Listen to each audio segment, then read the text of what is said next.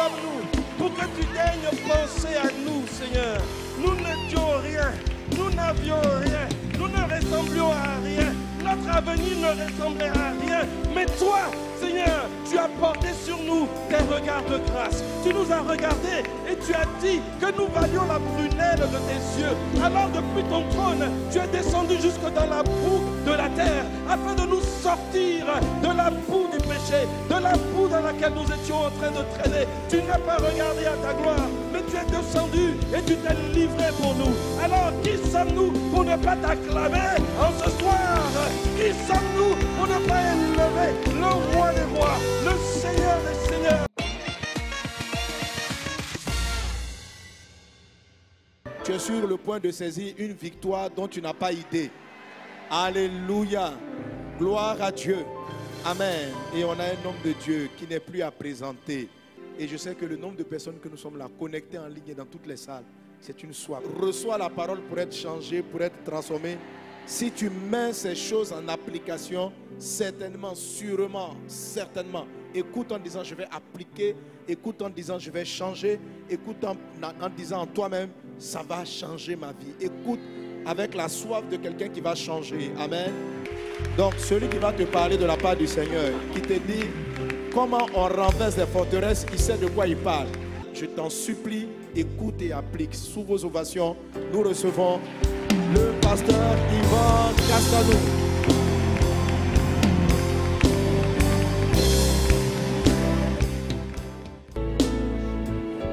Tu es désiré, désiré, tu es désiré, tu es désiré, Paraclet, Esprit de Dieu, amour de ma vie, passion de mon cœur, rocher de mon cœur, mon rédempteur, oh s'il te plaît, Paraclet, Esprit de Jésus, Esprit de liberté, Esprit d'amour, cher Esprit de grâce, Esprit de bonté, Esprit de connaissance, Esprit de lumière, Esprit de révélation, Esprit de sagesse, Esprit de domination, s'il te plaît, viens nous apprivoiser, viens nous emprisonner, emprisonner dans ton amour. Viens faire de nous des esclaves de Jésus, des esclaves de ta sainteté, des esclaves de ta pureté, des esclaves de la foi, des esclaves de la joie, des esclaves de la beauté, des esclaves de l'humilité. Désiré, tu es désiré, tu es désiré, désiré. Oh, les forteresses sont une ruse de Satan. S'il arrive à construire son système de pensée en toi, alors il a la capacité de te retenir prisonnier et de bloquer ton destin. La forteresse de l'ingratitude. Le pasteur Mohamed en a parlé encore récemment. Comment quand l'ingratitude est en toi, au lieu de voir le verre, même si ce n'est pas à moitié plein, même si c'est au deux dixièmes plein, la forteresse de l'ingratitude va te faire voir les 8 dixièmes vides. Là où Dieu te dit de regarder les 2 dixièmes pleins, les 5 pains et 2 poissons. Quand tu es habité par la forteresse de l'ingratitude, tant que ça n'a pas la forme que ça doit avoir, tu ne sais pas dire merci à Dieu. Tu ne sais pas bénir le Seigneur en tout temps et faire en sorte que sa louange soit continuellement dans ta bouche. Mais oui, mais pourquoi tu rends grâce à Dieu? Je rendrai grâce à Dieu en tout temps. Même s'il y a 0 sur 10 de positif, alors je me réjouirai en espérance. Les forteresses sont un système de pensée, une manière pour Satan de t'empêcher d'obéir à Dieu. Parce que je te l'ai dit, quand tu veux changer ta vie, il te donnera toujours une instruction. Il te demandera d'obéir, quel que soit ce que tu sens. Confiance, obéis. Ce qui est terrible, c'est de voir les gens, ils sont en train d'être vidés. Et puis ils sont là, non mais j'ai pas envie de pardonner. C'est pas que tu n'as pas envie de pardonner, c'est que tu as été vidé. Tu as été vidé. Alors reconnais déjà que tu es vidé. Regarde la scène, hein? Il t'a tapé déjà. Il t'a déjà emporté et puis il a de te secouer. Il enlève tout. Maintenant, il n'a pas fini. Hein. Regarde ce qu'il dit. Il m'a englouti. C'est quoi engloutir? C'est quand il serre. Il t'oppresse. Il te serre. Il t'attache. Tu me donnes toi. Ça, c'est l'oppression. Hein? Après, il dit, il a rempli son ventre de ce que j'avais précieux. Et c'est là maintenant qu'il récupère de ce que Dieu avait mis en toi. C'est ça. Il vole ce qu'il y a de précieux en l'homme. Et puis, comme il t'a volé, parce qu'il t'a fait rentrer en lui, maintenant il va offrir. Il va offrir les dons, les capacités, l'intelligence, le potentiel, les grâces, les faveurs. Il va les offrir à quelqu'un qui est prêt à payer, à offrir des sacrifices. Le plus terrible, c'est qu'il dit à la fin, il m'a chassé. Il n'a pas dit il m'a tué, il m'a chassé. Regarde ce qu'il a fait avec Judas. Il s'est emparé de lui. Il a vidé de la gratitude qu'il devait à Jésus. Il a vidé de tout ce qu'il y avait de bon en lui. Jésus avait planté pendant 3 ans. Il a vidé. Il a englouti. Il a oppressé par le rejet. Et Judas a été téléguidé pour aller vendre Jésus pour 30 pièces d'argent. Et quand il a fait ça, il a regretté. Plus tard, il est venu se repentir. Rendre l'argent.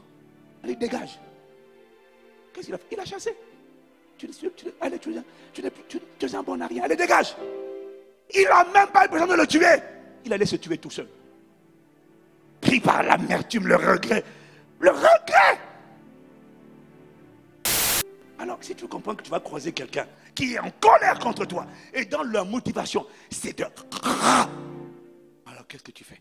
Et si tu sais qu'avec ce gars-là, il n'y aura jamais de traité de paix, alors, et que tu sais que tu vas le rencontrer, tu vas le croiser. Alors, qu'est-ce que tu fais? Tu te prépares pour le jour où tu vas le croiser. Et tu prends les armes. Afin que le jour où il y aura cette confrontation, il y en a un qui dégage. Et c'est lui qui doit dégager. Parce qu'il est écrit, résistez au diable. Et il fuira loin de vous. Parce qu'il est assis sur l'héritage des justes et des rachetés. Ce qui est marrant, c'est que la Bible ne dit pas de chasser le diable. Hein. On chasse les démons, on ne chasse pas le diable. Le diable, on résiste. Et à force de lui tenir tête, on rentre dans une confrontation, un bras de fer. À force de tenir tête, il doit arriver à un moment donné où le gars dit, oh. J'aime bien parce qu'il dit, résister au diable et il fuira. Il n'a pas dit il partira. Il n'a pas dit il s'éloignerait. Il a dit il fuira. Quand quelqu'un fuit, ça veut dire qu'à force à force de lui résister, ça veut dire quelque chose qu'il va voir en toi à un moment donné. Il va dire, ah! C'est ce qu'il va faire dans ta vie. C'est ce qu'il va faire avec ta vie. C'est ce qu'il va faire. Avant ça, il te parle de l'importance d'obéir à Dieu. De pratiquer la parole. Parce que tu ne nommes pas ton père, tu ne nommes pas ta mère, tu injuries ta femme, tu injuries ton mari, tu fais ce que... Enfant, tu es un rebelle récalcitrant. Et toi, tu vas dire, allons prendre les âmes de Dieu. Non, non, c'est pas pour toi. Il a dit pour conclure. Tu as fait 3 jours de jeûne et de prière. C'est important, c'est formidable. Mais à condition que tu sois qualifié au reste, pour conclure. Et que tu aies respecté les précédents. Que celui qui est dérobé ne dérobe plus. Ton corps est le temple du Saint-Esprit. Marche dans l'amour. L'amour de Dieu consiste à garder ses commandements, car les commandements de Dieu ne sont pas pénibles, parce que tout ce qui est né de Dieu triomphe du monde, et la victoire qui triomphe du monde, c'est notre foi. Si ça, c'est pas établi, tu vas prendre quelle âme? Tu vas prendre quoi? Tu vas prendre quoi? Tu vas prendre des gamelles, tu vas prendre des flèches, tu vas prendre des coups. Je t'ai déjà dit, tu n'as pas aimé ce que j'ai dit ça une fois.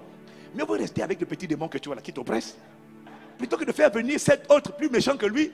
Parce que tu as tellement dérangé celui qui était là, que tu l'as chassé, il est parti. Mais tu es une passoire, tu es une porte ouverte. C'est-à-dire que tu chasses les démons et tu laisses toutes les fenêtres de la maison ouvertes. Mais le gars, il revient, il rentre tous dans ta vie et la connaissance de cette personne devient pire que la précédente. Moi, je te dis, souffre avec ce que tu as là. Ou alors, décide de fermer les portes, fermer les portes, fermer les portes. Chaque soldat individuellement, à commencer par le général lui-même, doit prendre les armes dans leur intégralité. Pourquoi? Parce que les armes te protègent. Parce que si tu vas sur le champ de bataille, tu n'as pas la ceinture, c'est tout ton uniforme qui tombe. Si tu n'as pas la cuirasse, tu es comme un soldat qui n'a pas de gilet pare-balles. Tu as des défauts à la cuirasse, tu es vulnérable. Si tu n'as pas les chaussures, tu peux te faire mordre. Parce que le combat est féroce. Ne pensez pas que Satan vous attend en disant, il va me massacrer. Il se bat, il va tout faire pour y riposter. Pendant que tu envoies des armes, lui aussi il envoie des armes. Les seuls qui ne sont pas atteints, affectés, ce sont ceux qui ont veillé à prendre l'intégralité des armes de Dieu. Et il n'y a aucune faille dans l'armure. Leurs chaussures sont bien en place. Leur ceinture est bien serrée. Leur cuirasse est bien positionnée. Leur bouclier est bien solide. Leur casque est bien positionné. Et leur épée est au fouet dégainé. Et ensuite ils engagent par l'esprit toutes sortes. Amadozo côté, likatalama, brekatakata, shebalakoto ziketalama.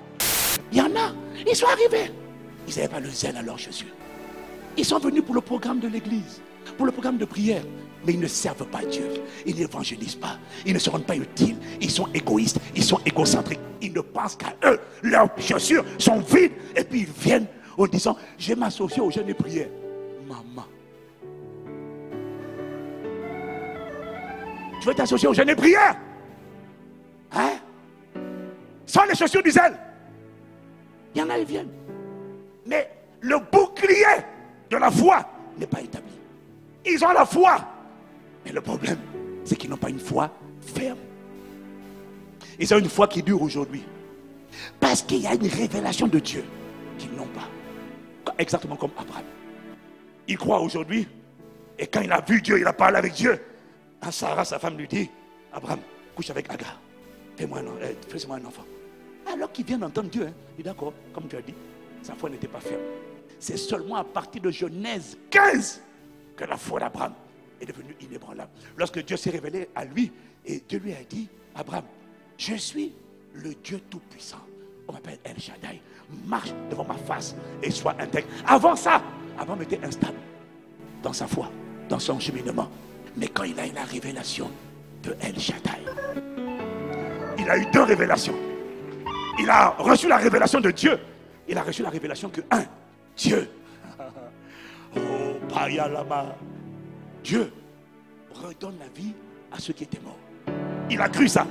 Deuxièmement, Abraham a cru que même si la chose est morte et qu'il n'y en a plus, il n'y a plus d'ovaire, il n'y a plus d'organes, il n'y a plus de... Abraham a eu la révélation que Dieu, non seulement il peut donner la vie à ceux qui étaient morts, c'est-à-dire il peut ressusciter ceux qui étaient morts, mais lorsqu'il n'y a pas de résurrection de ce qui était mort, c'est pas grave. Abraham a eu la révélation de ce que Dieu est capable de faire sortir de l'invisible quelque chose et de l'amener dans le visible. Alors Abraham a eu la révélation de ce que là on a dit la colonne vertébrale est pourrie, Dieu peut donner une nouvelle colonne vertébrale, Dieu peut donner un nouveau cœur, Dieu peut donner de nouveaux reins, de nouveaux os, de nouveaux utérus. Dieu est capable de faire sortir de...